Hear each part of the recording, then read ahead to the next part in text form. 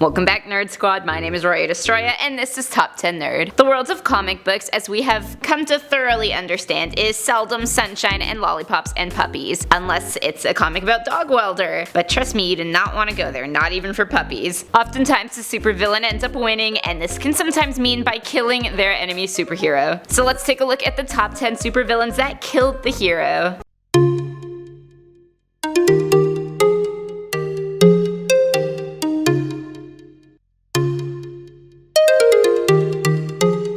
In the number 10 spot is Doomsday. To open up the list, we're going to talk about a very famous death that was a highlight in the DC comic world. So famous, it was its whole own storyline, the death of Superman. Supes finally met his physical match in the form of Doomsday, and the two heroes lay absolute waste to one another. At the same time, they deliver the fatal blow. So while Doomsday is responsible for Superman's death, at least Superman went down taking the baddie out as well. Metropolis could rest easy, until they realized that their savior was dead. Coming in at number 9, we have Arcade. In the storyline of Avengers Arena, Arcade is the brains behind the Hunger Games-like murder world, where young heroes are pitted against each other in a deathmatch. Literally right at the beginning, Arcade declares to kick off this lovely competition, he's gonna kill one hero right then and there. He chooses Hazmat, but her boyfriend and Avenger in training Metal volunteers as tribute, and with a snap of a finger is obliterated. Next at number 8 is Blob. This was maybe the most disturbing, but not weirdest thing to have happened in Ultimatum.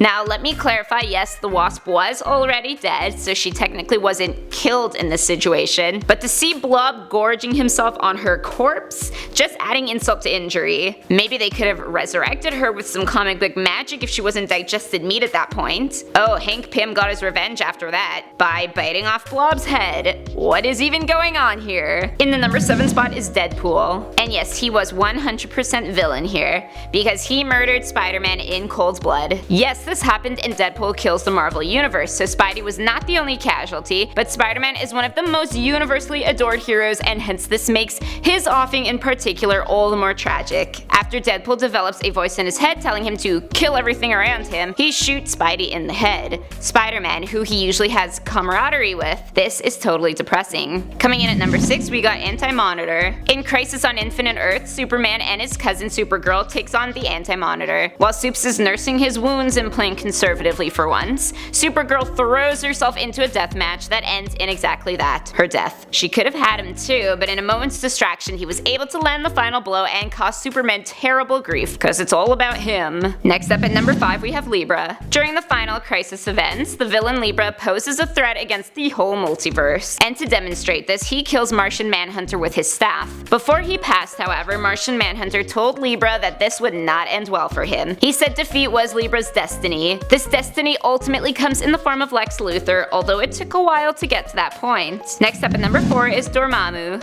Here we have another Ultimatum death, so you get a second example of how ludicrous this comic really was. Doctor Strange is supposed to be a powerful magician, right? So how exactly did he get himself killed by strangling in his own cape? Well, the short answer is because his enemy Dormammu was behind it. The long answer is because Ultimatum was an incredibly weird and directionless piece of the Ultimate Universe that ruined everyone who graced its pages. In the number 3 spot we have Red Skull. Just like the death of Superman, we have the death of Captain America, where Captain America, get ready for it, dies. And this happens because of his longtime archenemy Red Skull. After Civil War, Cap is taken into custody by S.H.I.E.L.D., but is then assassinated not by Red Skull himself, but his girlfriend Sharon Carter, who is brainwashed and posing as a psychiatrist. So Red Skull may not have actually moved a finger, but it was his order that put a very sad end to the Captain, for a little while anyway. Coming in at number 2 is Bullseye. The Daredevil comics established a very infamous moment in Marvel history when Bullseye impaled Elektra with her very own weapon. It was a disturbing moment that took readers by surprise, and to pour salt on the